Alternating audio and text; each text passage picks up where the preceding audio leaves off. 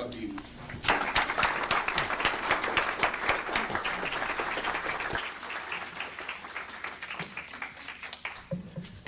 Boy, that's a hard one to live up to, isn't it? Thank you, Ray.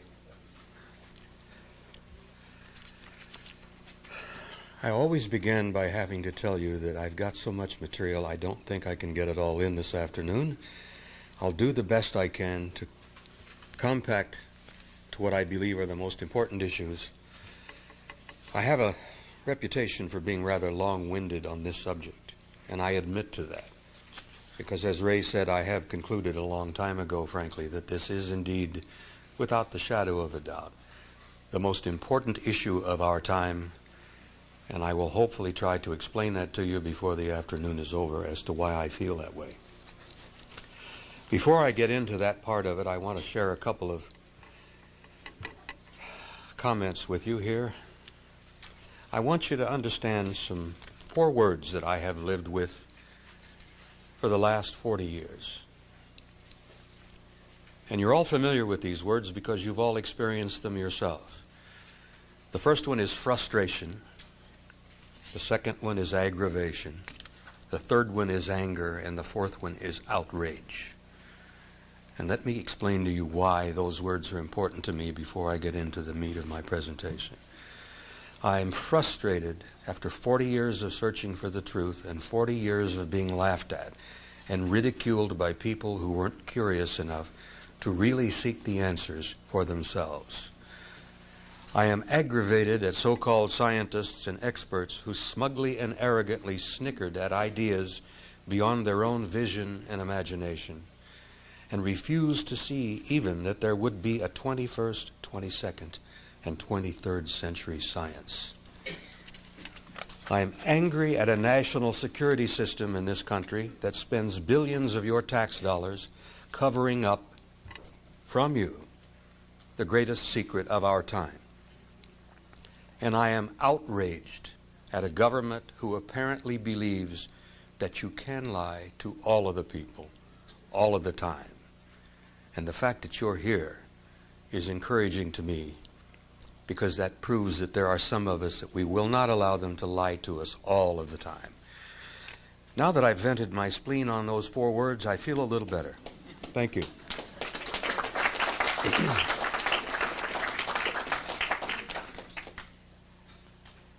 My presentation this afternoon is going to be basically in 3 parts, and I'm hoping we have the time. I'm going to share some things with you. Some things that I know for a fact, some things that I have seen, some things that I have participated in. And then I'm going to share with you my conclusions after well over 30 years of research as to what this means, what's really happening, why is it so important, and what is really taking place here. And then hopefully toward the end we'll have time for a few slides. I don't want to go through the whole set, but there are some I do insist on sharing with you. Now to begin, I like to begin with a quote from the first act of Hamlet, which I know all of you are familiar with, where the young prince says to his friend, "There are more things in heaven and earth, Horatio, than your philosophy dreams of." And I like to lead into that, using that as a set piece there, to give you some thought. I like to follow that with a comment, a quote from a very famous British astronomer and scientist a number of years ago by the name of Haldane, who said repeatedly that the universe is not only stranger than we know, it is stranger than we can know. And I want you to think of that also, because that is exactly in line with some of the things I'm going to be sharing with you this afternoon. I believe it's also important to say something very clear here, particularly to those of you in the audience who are retired military. I would imagine a great many of you have served in the military in one time or another in your lives, and maybe a few of you are retired. And it's important that I explain this to you so you don't misunderstand where I'm coming from. In the process of my presentation this afternoon, I am indeed going to violate my national security oath several times. And I want you to understand, you old soldiers, sailors, and airmen out there, that I am not doing this lightly, but I am doing it intentionally. And I am happy and pleased to violate my oath on this particular issue, because it is indeed the most important issue of our time. There are secrets that I still hold and secrets that I will carry to my grave. Sometimes there are secrets that need to be kept secret. But this particular issue is so important to you as citizens of this country and as citizens of the human race, members of the human race, and citizens of this planet, that there's nothing more important than that, and I purposely and intentionally violate my oath with a good feeling, because I believe that not only do you people have a need to know, you have a right to know, because you're the ones that are paying the bills. And I'm a believer in the constitutional system. I see the constitutional system being stomped upon. I see that document, which is so precious to us, being ignored. And the time has come for we, the people of this country, to reclaim our rights, reclaim our Constitution, and damn well force the government that we are supporting and paying the bills for to own up, fess up, and finally, after over 40 years, tell us the damn truth about this issue.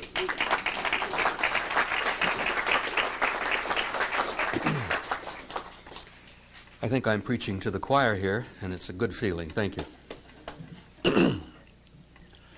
It's also important that you understand who I am and where I came from and how I came to be here. I spent most of my adult life as a professional soldier. I spent 27 years on active duty in the United States Army. And for most of those years, I was in the infantry. I was in special operations, special assignments. Ladies and gentlemen, it's a fact that I have been places I should not have been, and I have done things I should not have done. But I served my country loyally, and I still believe in my country, and I love my country, and I love the Constitution. And that's frankly the primary reason I'm here. I've had assignments in Cambodia, North Vietnam, Laos, and a number of other places I won't go into. For all of those years, I considered myself to be a rather hard-nosed, no-nonsense professional soldier, in the sense that if I couldn't see something, touch it, measure it, weigh it, bounce it, kick it, I didn't necessarily believe that it was real. I was not a New Age kind of person, and it's important that you understand that, because I'm going to be sounding a little bit New Age here before I finish this afternoon.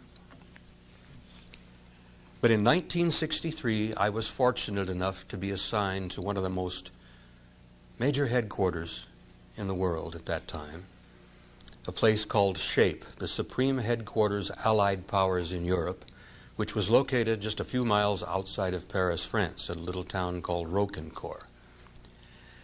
At that time, I was fortunate enough to have above top secret clearance with the Army. And when I got to SHAPE, I was given a cosmic top secret clearance, which is the highest that NATO has, was and still is, a cosmic top secret clearance. And as a result of having that clearance, I was assigned to the Operations Division at SHAPE headquarters, a place we call SHOC, the Supreme Headquarters Operations Center. And I was pleased and honored to be able to work for an American four-star general by the name of Lyman Lemnitzer, who at that time was known as SACEUR, and that means the Supreme Allied Commander in Europe.